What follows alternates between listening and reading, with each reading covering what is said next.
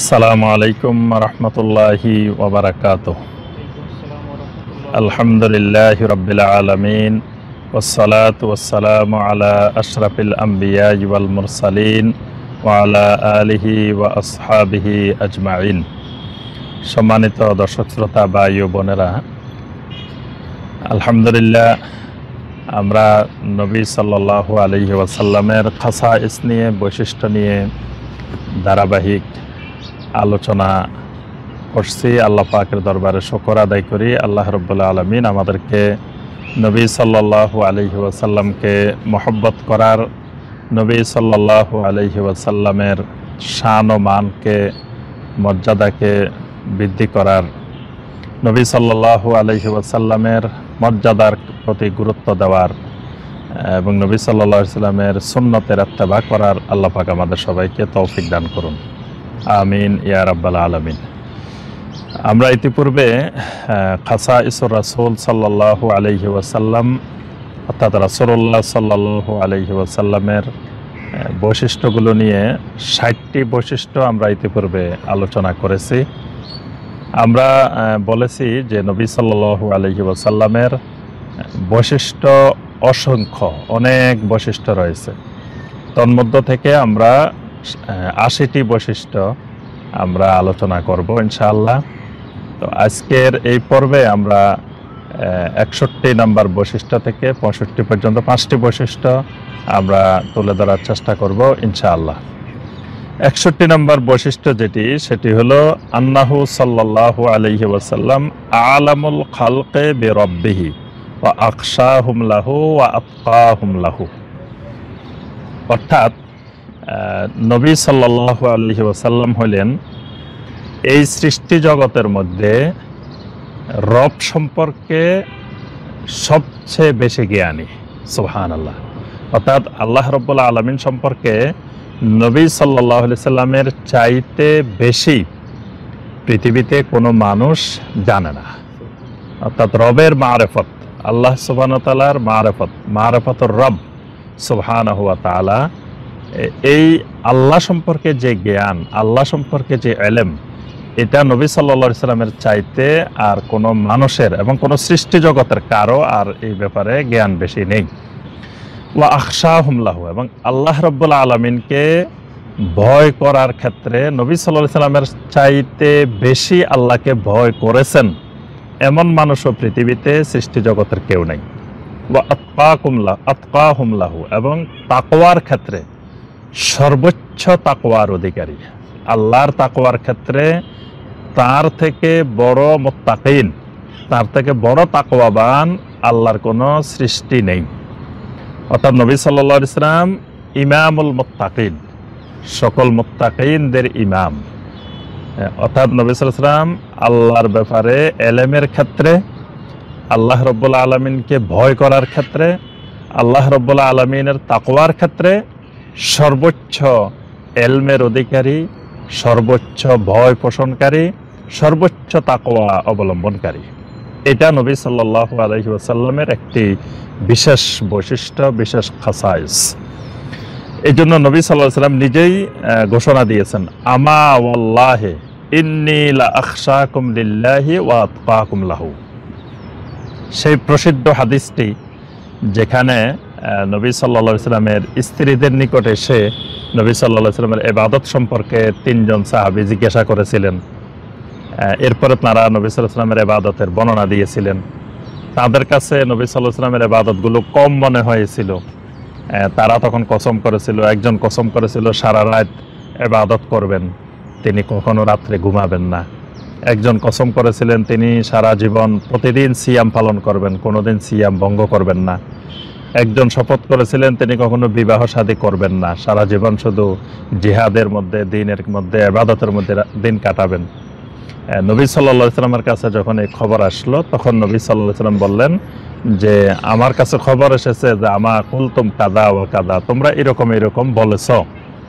এরপরে নবী সাল্লাল্লাহু আলাইহি ওয়াসাল্লাম বললেন, আমা ওয়াল্লাহি ইন্নী লা আখশাকুম লিল্লাহি ওয়া আতকাকুম লাহু, যে আল্লাহর কসম, আল্লাহর শপথ করে বলছি যে এই জমিনে আল্লাহর সৃষ্টি জগতের মধ্যে আমি সবচেয়ে বেশি আল্লাহ রাব্বুল আলামিনকে ভয় করি এবং সবচেয়ে বেশি তাকওয়াবান আমি মুহাম্মদ রাসূলুল্লাহ সাল্লাল্লাহু আলাইহি ওয়াসাল্লাম। অথচ আমি সিয়ামও পালন করি, আবার সিয়াম ভঙ্গ করি, আমি আবার রাত্রে ঘুমাইও ইবাদতও করি, আমি বিবাহ শাদীও করি, আবার আল্লাহর ইবাদতও করি।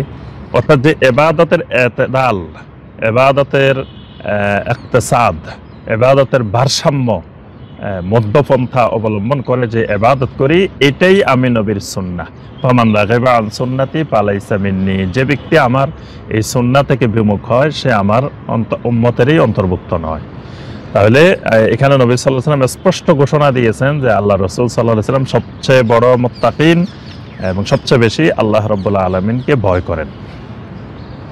৬২ নম্বর বৈশিষ্ট্য যেটি, সেটি হলো আল্লাহ রাব্বুল আলামিন নবী সাল্লাল্লাহু আলাইহি ওয়াসাল্লামকে এত বেশি সম্মান দান করেছেন, যেই সম্মানের একটি গুরুত্বপূর্ণ বৈশিষ্ট্য বা সম্মানের একটি লক্ষণ, একটি আলামত হইল বিশাক্কে সদরিহি, নবী সাল্লাল্লাহু আলাইহি ওয়াসাল্লামের বক্ষ বিদীর্ণ করা, নবী সাল্লাল্লাহু আলাইহি ওয়াসাল্লামের বক্ষকে বিদীর্ণ করা এবং ইস্তিখরাজু হাজ্জিশ শায়তানি মিনহু, নবী সাল্লাল্লাহু আলাইহি ওয়াসাল্লামের শরীরের ভিতর থেকে শয়তানের যে অংশটা এটাকে বের করে দেওয়া, ওয়া গাসলু কালবিহি, তার কালবকে ধৌত করা এবং তার ভিতরে ঈমানান ওয়া হিকমাতান, ঈমান এবং হিকমত দিয়ে পরিপূর্ণ করে দেওয়া, এটা নবী সাল্লাল্লাহু আলাইহি ওয়াসাল্লামের একটি গুরুত্বপূর্ণ বৈশিষ্ট্য। এতে আর কোনো নবীকে আল্লাহ রাব্বুল আলামিন এইভাবে সম্মান দান করেন নাই, অর্থাৎ এইভাবে সাক্ষ্যে সদর করেন নাই।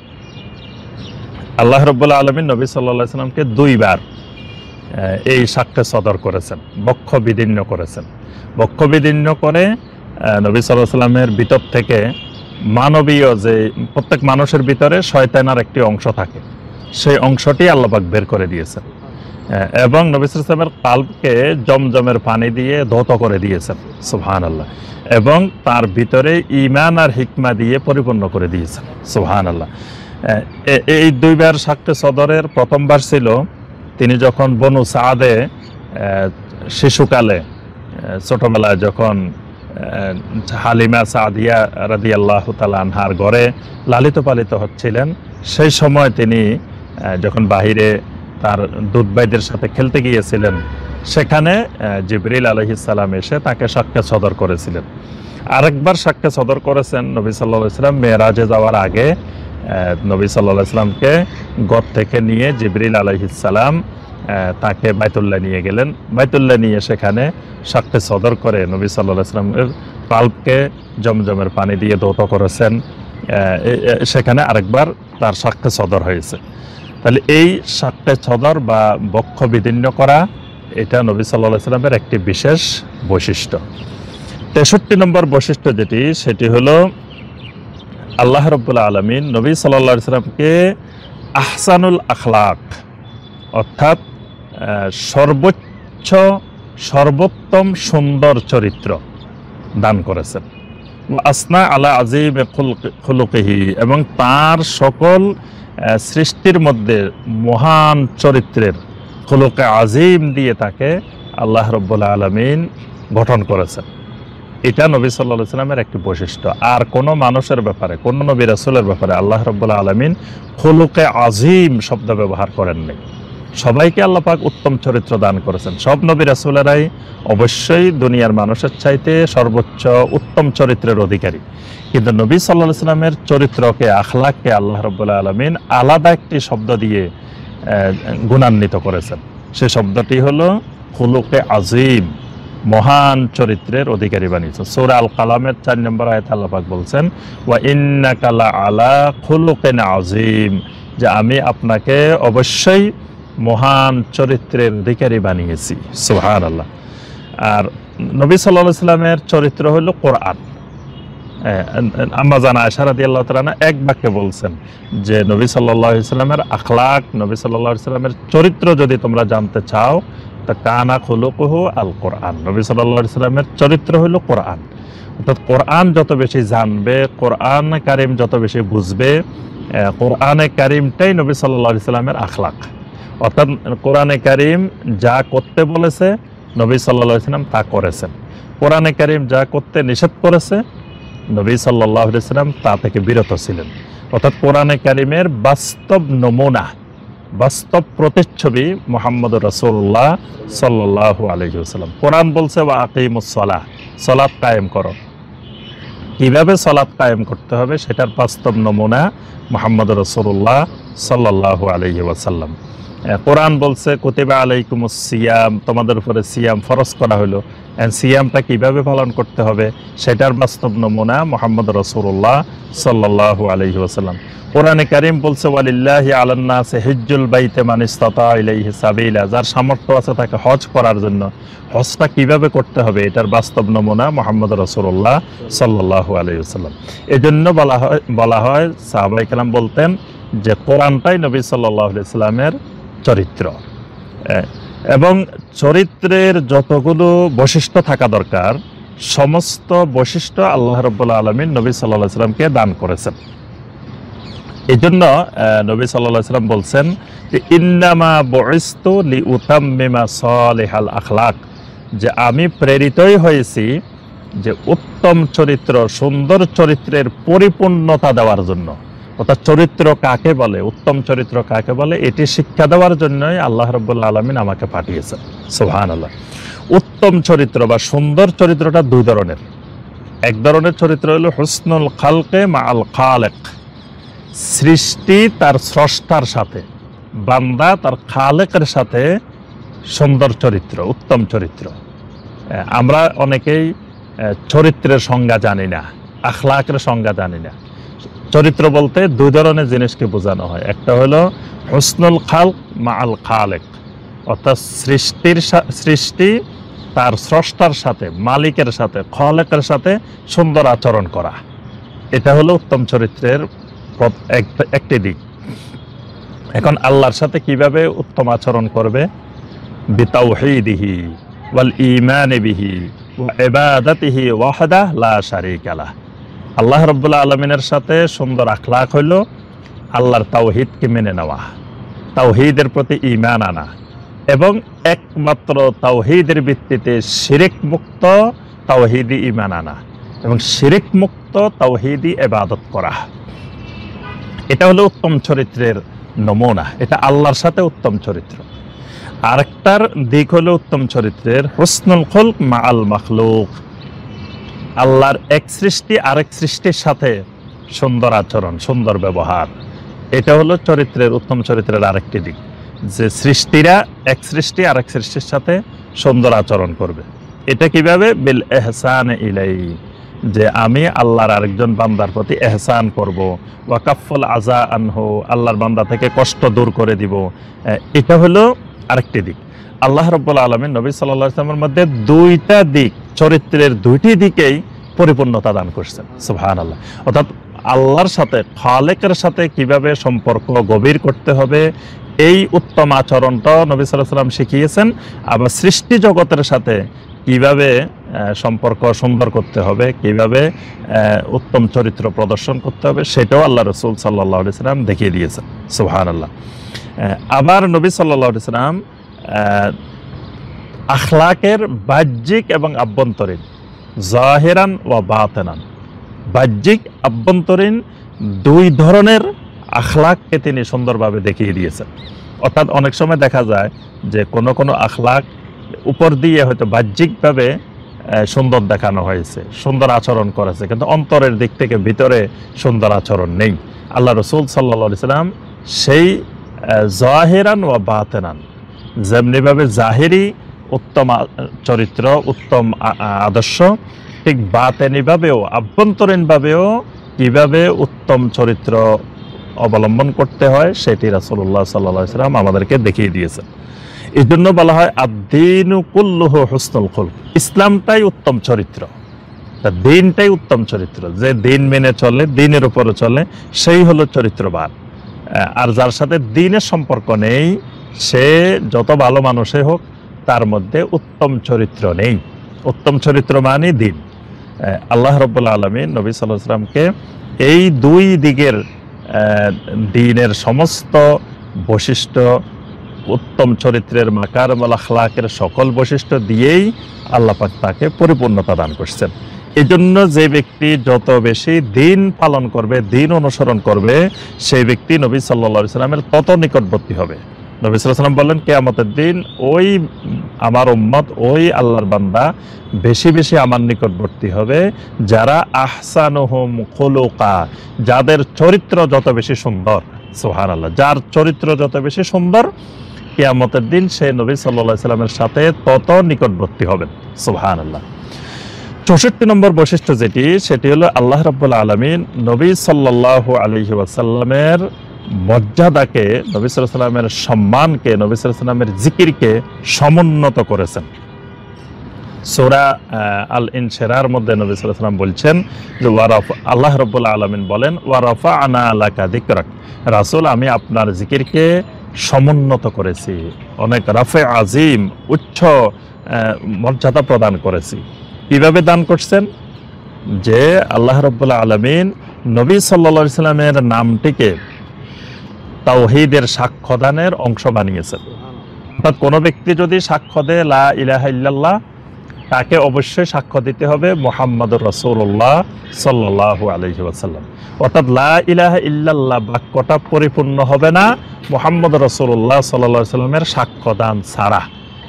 এটাকে বাধ্যতামূলক, মানে অঙ্গাঙ্গিভাবে আল্লাহ রাব্বুল আলামিন জড়িত করে দিয়েছেন। এরপরে 40টিরও বেশি ইবাদত, যে ইবাদতগুলোর মধ্যে রাসূলুল্লাহ সাল্লাল্লাহু আলাইহি ওয়াসাল্লামের উপরে দরুদ পাঠ করা জরুরি। যেমন আযান, আযান এমন একটি ইবাদত, এখানে যদি কেউ আশহাদু আন্না মুহাম্মাদুর রাসূলুল্লাহ না বলে, তার আযান সম্পূর্ণ হবে না। ইকামত, ইকামতের মধ্যে যদি আশহাদু আন্না মুহাম্মাদুর রাসূলুল্লাহ না বলে, তার ইকামত সম্পন্ন হবে না। তারপরে সলাতের আত্তাহিয়াতুর মধ্যে যদি আসসালামু আলাইকা আইয়ুহান নাবিয়্যু ওয়া রাহমাতুল্লাহি ওয়া বারাকাতুহু, তার সলাতে হবে না।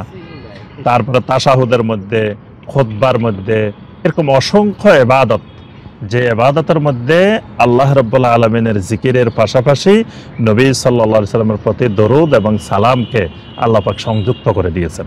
এটা নবী সাল্লাল্লাহু আলাইহি ওয়াসাল্লামের একটি বিশেষ বৈশিষ্ট্য।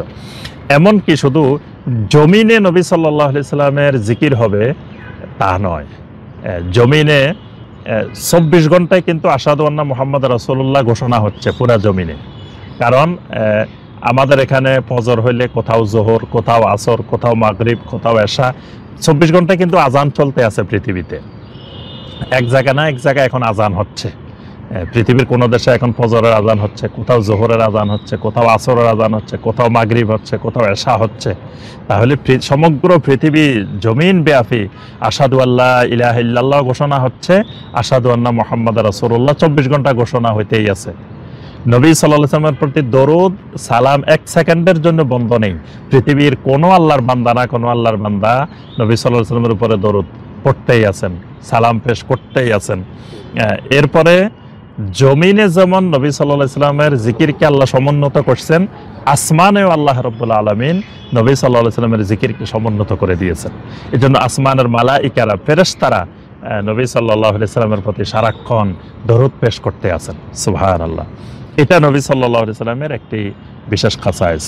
65 নম্বর বৈশিষ্ট্য যেটি, সেটি হলো আল্লাহ রাব্বুল আলামিন নবী সাল্লাল্লাহু আলাইহি ওয়াসাল্লামের জাতি এবং শরঈ, অর্থাৎ তার শারীরিক এবং শরীয়তের দৃষ্টিভঙ্গিতে কিছু বিশেষ বৈশিষ্ট্য আল্লাহ রাব্বুল আলামিন দিয়েছেন, যা অন্য কোনো নবীকে দেন নাই। শারীরিক বৈশিষ্ট্য কেমন?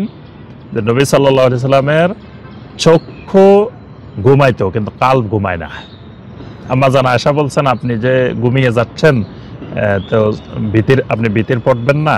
তখন নবী সাল্লাল্লাহু আলাইহি ওয়াসাল্লাম বললেন যে আমার চক্ষু ঘুমায়, কিন্তু আমার অন্তর ঘুমায় না।